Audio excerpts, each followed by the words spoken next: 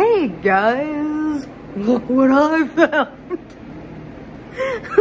I did that to the dog though, it stayed on better than that, and the dog's like, what the fuck is wrong with you? Right when I had him on, like I wasn't even doing anything. Oh, the tag's still on my ear. When I wasn't doing anything, I just had him on. I come out and the dog sits up right away and was like, huh? So I went, and then she sat up even more and was like, what is going on? Then I put my hoofs up and went, and then she's like, what? I pet her, she's fine.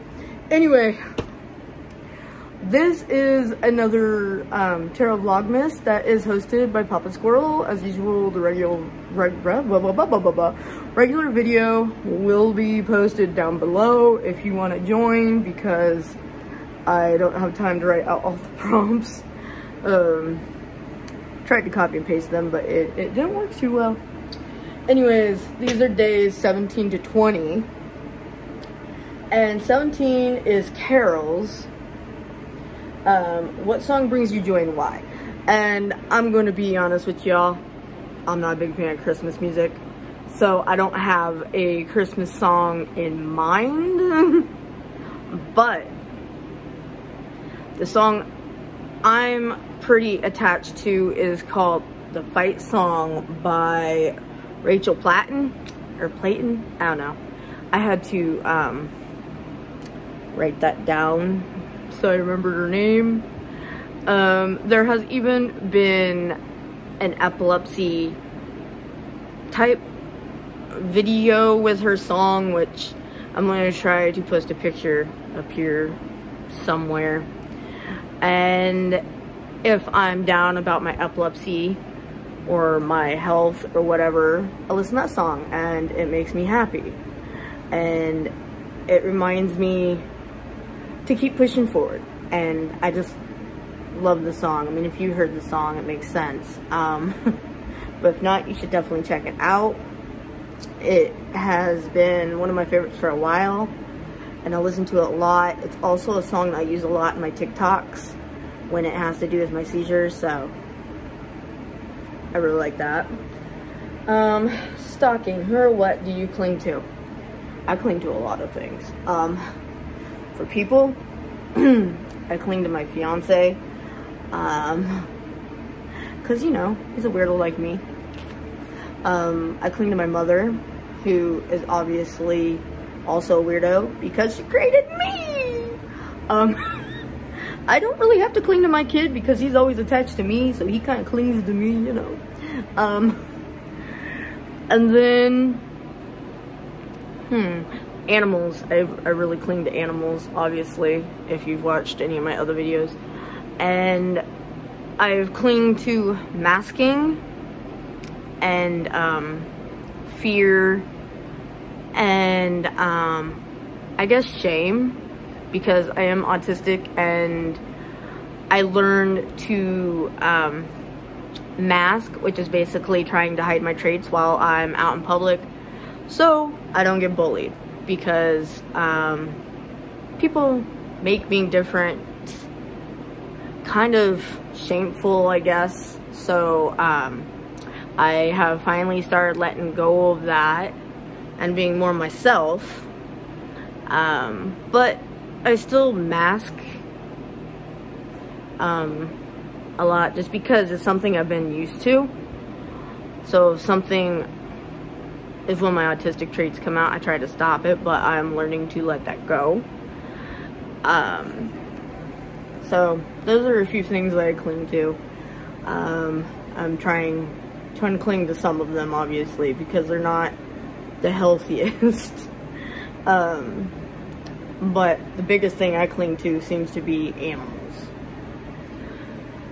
And the next one is 19. Do you celebrate Christmas, Yule, Hanukkah, Kwanzaa, or anything? Tell us about it, etc. I grew up celebrating Christmas. My grandma was Christian, but she seemed to be less into Christmas than everybody else. The rest of my family really isn't religious. We always went to my grandpa's house for opening presents and stuff, but obviously not now because of COVID. He was talking about it this year, but since the last one to get vaccinated, which is my son, who is 6, we can't go right now because he's not yet vaccinated. The rest of us are, and I need to get a booster, but and this year it will be my first Yule. So for Yule, I'm technically learning about Yule. I found this log that I'm gonna have my fiance cut on each side to get out the diseased parts, and we're gonna try to turn it into a Yule log. So we will see how that goes, because I've never done something like that before. So Yule will be probably mostly simplistic every year if I do celebrate it every year, because we got Christmas where I spend time with family and we do all that. So Yule would be like on the down low since I'm the only one that would be celebrating it really. And then we're not like, I can't say we're huge Christmas people, we're more Halloween people. But we were talking about getting some stuff to decorate, or start collecting stuff to decorate outside for Christmas. Right now we just have some lights, but we haven't been that big on Christmas. And on the inside of the house, I don't like change anything out for Christmas, you know. I keep all my spooky decor just because I'm a spooky person. If Christmas comes, I kind of turn it into spooky. We watched Santa's Sleigh, I think it was last week, and it was kind of amusing, like the way he slashed people. Like it was like supposed to be like a horror comedy thing, but I found more of the comedy than the horror because the way he murdered people. Anyway, this isn't supposed to be a twisted video, so moving on. And in the tree, I have a lot of Nightmare Before Christmas ornaments and stuff, and a tree rug that's Nightmare Before Christmas my friend got me for I almost said Kwanzaa. No. For, I think, Mother's Day? I don't really remember. Kwanzaa's just stuck in my mind because I looked at the paper. And I guess that was the last word I read. And then I have, like, Nightmare Before Christmas everywhere. So, I just find a way to turn everything into creepy, I guess. Just because I'm that type of person. I like Halloween, I like creepy stuff. So yeah, my mom, not so much. And she's here right now, so she has to deal with me. The last one is Frosty or Santa. Does this holiday make you feel cold or joy, or why? To be honest, I don't really feel much during Christmas. There's a kind of a reason for it that may be another topic, but I don't know. Christmas really hasn't been my thing. I liked it as a kid because I didn't have to buy all the gifts. However, being a parent during Christmas is more fun. Seeing your kids having so much opening their presents is fun. My son didn't do that until he was like 3, and then he just got really into unwrapping it more than the presents. This year we'll see how he reacts. He's delayed in a lot of things because he's also autistic. So it took him a while, and then it was a little before he was 5, or he might have been 4, when he finally started getting into a holiday, which was also Halloween because he grew up with it. So like anything creepy didn't really scare him, except for some reason dragons. If you went in like a Hy-Vee, they have like this, I don't know, blow up dragon, he'll freak out. Or if we're in a Halloween store, nothing else freaks him out until he sees the dragon at the end. And I'm just like, what is it with you and dragons? So yeah, and I think that's mainly because he grew up with it. When I had the roommate,